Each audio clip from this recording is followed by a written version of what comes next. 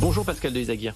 Bonjour. Vous êtes l'invité du grand entretien de BFM Business RMC Life aujourd'hui, PDG de Corsair, président de la FNAM, Fédération nationale de l'aviation et de ses métiers. La compagnie Corsair que vous dirigez publiait ses résultats annuels cette semaine, c'était lundi. On va y venir dans un instant, mais d'abord un mot de votre industrie puisque vous représentez le secteur.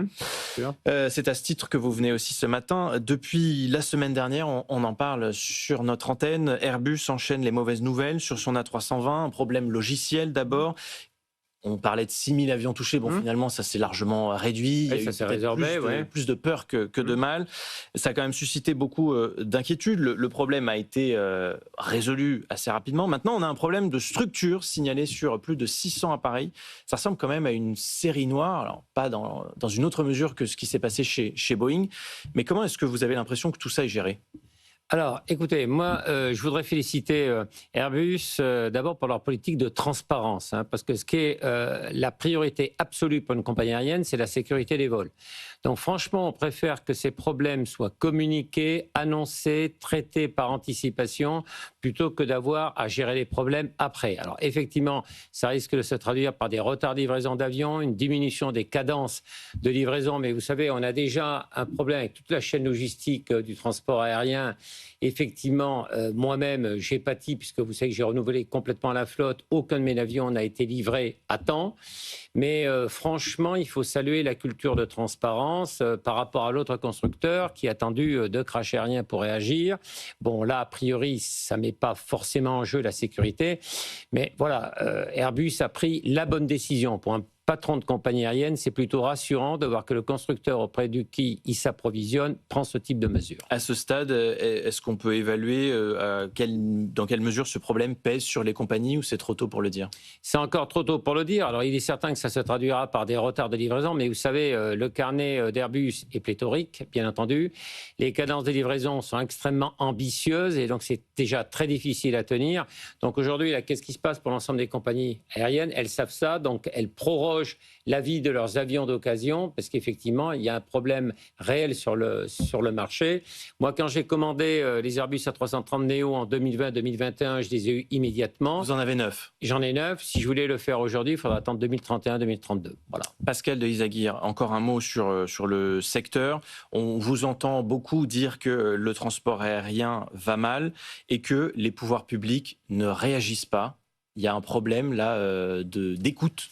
Alors, l'écoute s'améliore parce que je pense que nos arguments ont fini par percoler. Mais si vous voulez, là, c'est très simple. L'industrie européenne, elle subit des distorsions de concurrence et c'est encore plus vrai sur le marché français. Accumulation de réglementation, on a des juxtapositions de réglementation nationale, réglementation européenne et des contraintes économiques, environnementales que nous approuvons. C'est-à-dire, nous sommes très engagés dans la décarbonation. Le problème, il faut nous aider à financer cette décarbonation qui nécessite des investissements considérables et le problème de la taxation. Je voudrais quand même redire que la France est le pays en Europe qui taxe le plus le secteur aérien. C'était le cas avec l'Allemagne. Le gouvernement au pouvoir a récemment annoncé qu'il revenait sur les hausses de taxes. Donc c'est vrai que il y a un problème de coût en France. Il y a un problème de coût sur l'aérien. On a un problème de coût. Or vous savez que comme nous sommes une industrie totalement libéralisée, la concurrence est absolue. On se trouve en concurrence avec des compagnies qui n'ont pas le système social, fiscal, réglementaire que nous subissons. Vous parliez à l'instant de la question environnementale. Nous étions avec notre correspondant à Washington tout à l'heure, Antoine Lard, qui suivait de près la réunion de Donald Trump à la Maison-Blanche, le président américain qui recevait les grands patrons de l'industrie automobile pour leur dire « je tire un trait sur toutes les mesures de Joe Biden sur les émissions de CO2, etc. » Tous les patrons ont applaudi. Vous êtes, vous aussi, concerné par la législation, bien sûr, le secteur aérien, tiraillé entre votre responsabilité de faire mieux et de préserver la planète et l'avenir de l'humanité, et en même temps, l'économie dont on parle.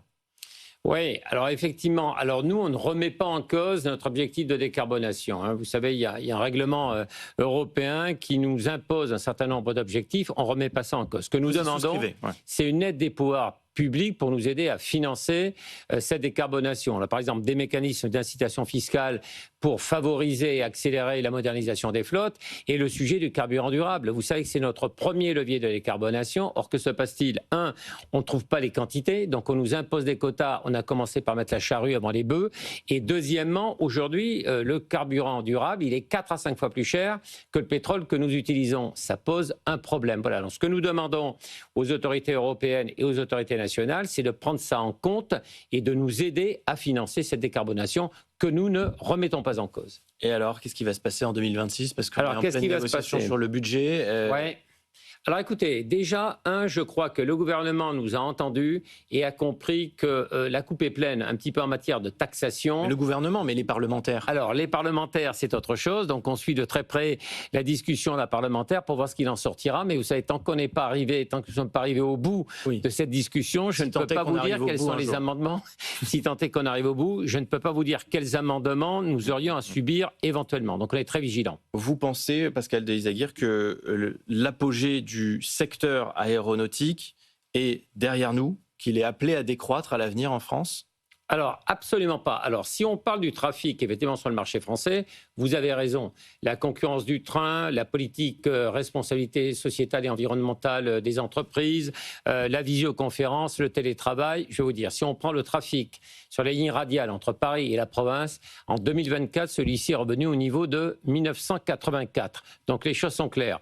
En revanche, vous n'avez pas d'alternative à l'avion pour le long courrier si vous êtes ultramarin ou pour les transversales sur le marché français. Mais donc, c'est là que le trafic ne cesse de croître. Le trafic ne cesse de croître. C'est là que Corsair a quelque chose à faire. Finalement, vous bénéficiez de ces changements-là où on fait moins de petits trajets parce qu'il y a le train et il y a la réglementation. Vous avez raison. Aussi, en revanche, voilà, il y a des choses à faire quand on est une compagnie comme la vôtre. D'ailleurs, vous publiez en début de semaine vos résultats annuels. Corsair qui enregistre des bénéfices pour la 2e année de suite. C'est le résultat d'une stratégie là opérée depuis plusieurs années qui consiste en quoi ? Alors, la stratégie de transformation, on l'a débutée en 2020-2021. D'abord, le renouvellement de la flotte. Alors, c'est un pari assez risqué parce qu'en pleine crise du Covid, certains, au contraire, ont appuyé sur la pédale de frein des investissements, ont tout stoppé. Et moi, j'ai décidé, au contraire, de nous lancer dans la modernisation accélérée qui était menée à peine 3 ans. Et je vais vous dire, compte tenu de tout ce qu'on dit sur la chaîne logistique, je suis très heureux d'ailleurs que ce soit derrière nous. Donc on a aujourd'hui la flotte la plus jeune du marché français, une des flottes les plus jeunes dans le monde, très performante économiquement, qui consomme moins de carburant qu'un produit dernier cri et un produit parfaitement homogène. C'est-à-dire que, contrairement à certains de nos concurrents, vous n'avez pas à vous interroger sur le type d'avion ou la version de la cabine. Donc évidemment, c'est très attractif. Ça s'est accompagné par une montée en gamme, une stratégie de premiumisation de l'offre. Donc on investit beaucoup dans la qualité du produit, dans l'expérience servicielle. Tout ça est très positif, mais vous attendez toujours, dans le même temps, que Bruxelles valide le plan de redressement de Corsair. Ça traîne, vous n'avez pas de date, et c'est pourtant un petit peu là que se joue aussi l'avenir de la compagnie.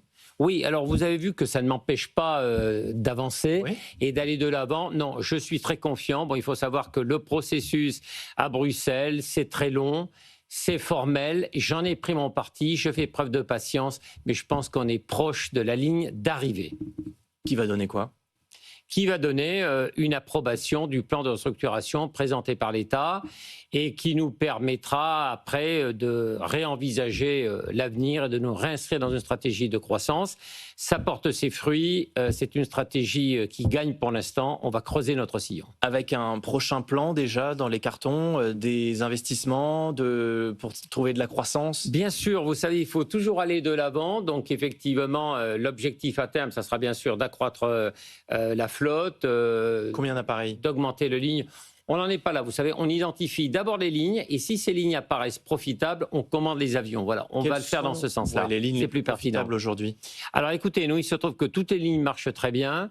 Les Antilles sont particulièrement dynamiques. L'île Maurice marche très bien et les lignes africaines. Mais on a des bons engagements de vente depuis le début de l'année et très robustes pour l'instant. Un dernier mot, puisque Air France quitte Orly, ça change quelque chose pour vous, pour Corsair? Oui, c'est très positif puisque ça veut dire que nous n'aurons plus la concurrence d'Air France qui n'aura plus de vols vers les Outre-mer au départ d'Orly. Orly est un aéroport, vous savez, qui est très facile d'accès, surtout avec la ligne 14, plus convivial, plus simple, plus proche du centre de Paris, donc ça va nous profiter. Merci beaucoup d'avoir Merci à répondu à vous. l'invitation de BFM Business RMC Live ce matin. Pascal de Izagir, PDG de Corsair et président donc de la FNAM, la Fédération nationale de l'aviation et de ses métiers.